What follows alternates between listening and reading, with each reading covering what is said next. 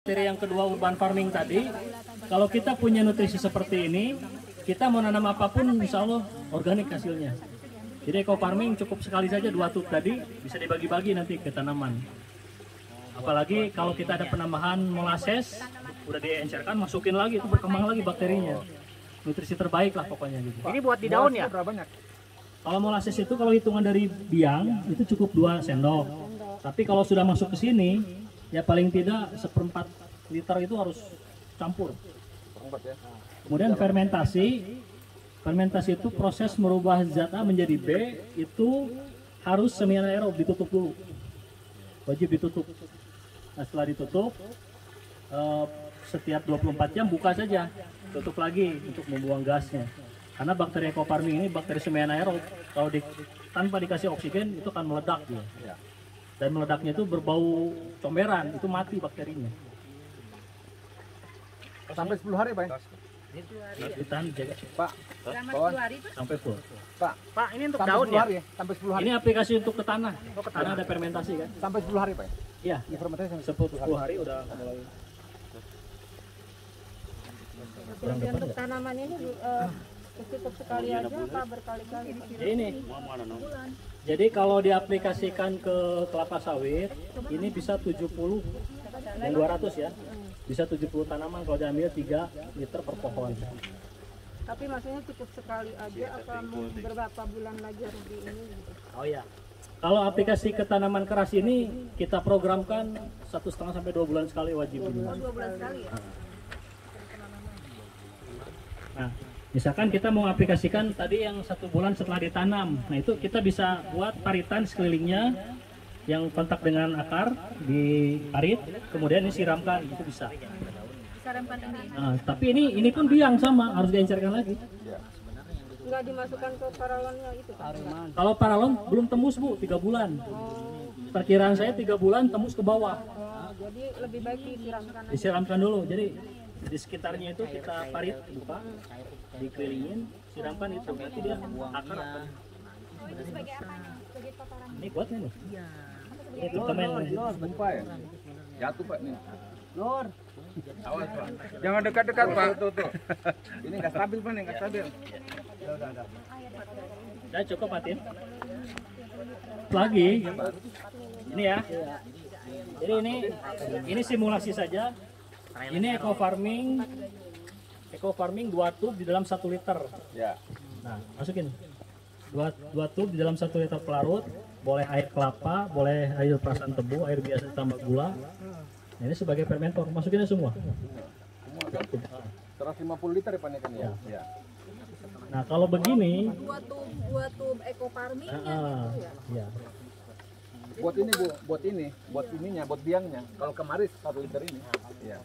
Jadi ke depan kalau ingin lebih aktif lagi, bisa ditambahkan molasses 1/4 liter diencerkan dulu dalam 1 liter, kemudian kocek lagi itu lebih dahsyat lagi.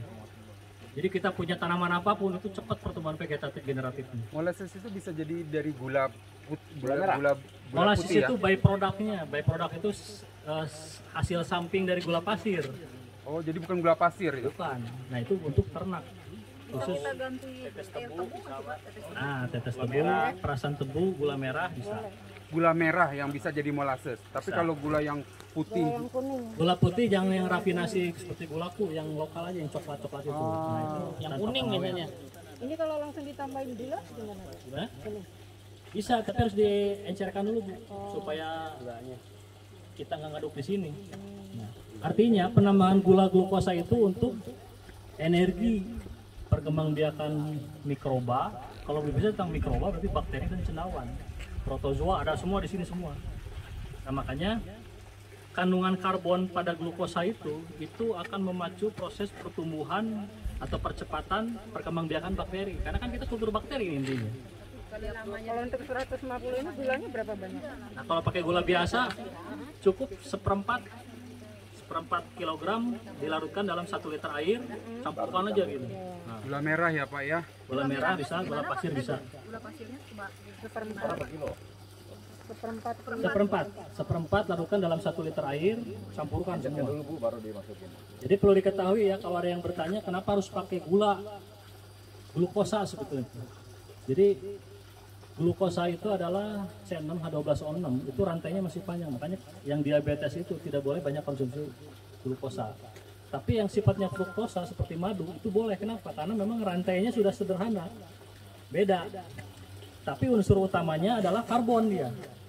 Terkadang saya untuk mengaktifkan bakteri itu ada penambahan dedak saja juga cukup, karena dedak itu unsur karbon. Dedak. Kalau buat semangka dan semangka kayak gini, Sama bagus, Bu. Dibuat seperti ini. berarti buat sayuran juga bagus. Bagus.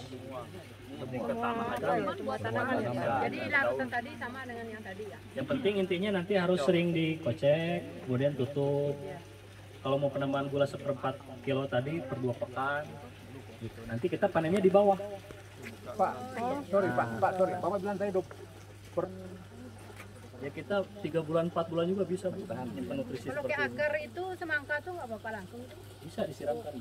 Jadi ini prinsipnya ini berupa biang ini, harus diencerkan lagi. Biang nanti. oh iya. Kalau semangka 24 jam bisa. takarannya. Kalau ininya sendiri ada saringannya apa? Biar dia ada uang. Ini sengaja kerannya agak gede ya, yang 1 inch. Jadi ketika dibuka itu sudah ini. Makanya kita kalau mau nanti mau nanam hortikultura berupa semangka bisa dibantu pakai ini. Ini nutrisinya udah lengkap. Saring lagi ya Pak? Gimana takarannya? Ya tadi, misalkan kalau mau mengaplikasikan dosis pertanamannya mau berapa dulu? Nah, misalkan mau dosisnya per 150 mili, misalkan 1 cangkir. Nah, ini harus dibiangkan dulu. Tadi perbandingannya 4 liter, 4 liter biang atau 4 liter air. Air ya. Ya 3 sampai 4 liter lagi. Berarti 1:1 tuh.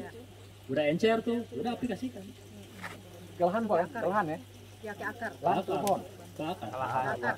Jangan kena Semangka. Iya, semangka. Pokoknya kuncinya kalau sudah difermentasi jangan kontak dengan daun.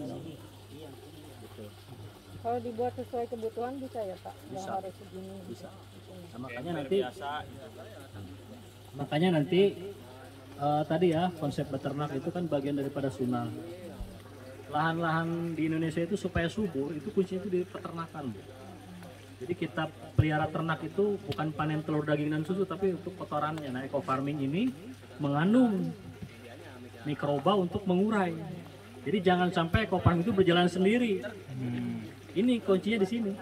Jadi nunggu 10 hari dulu gitu ya Pak? Ya, 10 hari dulu. 10 hari paling cepat. Makin lama. Semakin lama semakin bagus. Untuk pagi sama. pesantrenin dulu. Kalau padi kan setelah pembajakan langsung ditebar. Dipandang. Cabai sama Pak? Ya, tadi Tapi itu nggak dikucur, dikocor. Iya. Kalau untuk padi seperti ini kurang efektif. Karena apa? Karena padi kan disiapkan setelah bajak itu kan, pupuk kandang ditebar. Setelah siap tanam, eco farming masuk di situ. kemarin Kalau padi petani sendiri itu kendalanya kalau jeraminya ditebar tuh kan kalau trek Susah. suka itu Ini date dengan alasan. gimana sih Pak caranya kalau kita kasih eco farming itu cepat sih busuknya? Ya, cepet, Bu. Jadi gini ya, jerami padi kenapa oleh petani dibakar? Iya. Dibakar itu untuk mempercepat proses ditebarnya. Padahal yang dapatnya arangnya doang. Arang itu karbon. Itu nutrisinya tidak dibutuhkan banyak oleh tanaman. Tapi kalau bahan organik, tahu bahan organik ya? Apa sih bahan organik? Bisa diurai. Bahan-bahan yang tersedia di alam yang berasal dari sisa-sisa makhluk hidup, seperti jenazah bakteri, jenazah atau mayat, terus mikroba, kemudian serasa bambu tadi itu bahan organik, tidak termasuk kaca, besi, tidak. Nah ini bahan organik. Jadi kuncinya eco farming itu kekuatannya ada di bahan organik. Jadi kalau ada yang mengklaim 1 tub eco farming setara dengan 1 ton pupuk kandang itu salah. Error Pak, supaya cepat Juga reward. banyak loh Pak. Banyak di YouTube juga yang cerita katanya baru siram eco farming 2 bulan keluar bosal jadi 6 tuh. Nggak ada cerita itu. Nggak ada cerita. Banyak kan di YouTube yang Misalkan kita punya urin kelinci ya, ini kuat nih. buat Ayo yuk sampai di sini yuk. Sudah menginjak 2 bulan di sini. Aduh, meni lucu. luar biasa, terutama kita ini bukan panen daging nih. Pakai Ecovit gimana? Ya dikasih. Kita panennya panen urin sama panen kotorannya, Pak. Bukan dagingnya. Intinya disuruh kencing mulu nih. Iya. Ini kasih ekofit. Karena padi Jadi tadi dengan bisa urin kelinci. gimana? Yang padi tadi bisa pakai urin Nah, kelinci ya. kalau untuk padi, urin sambung ya. Ada contoh nggak? Supaya tahu urin kelinci itu seperti apa. Ini padi.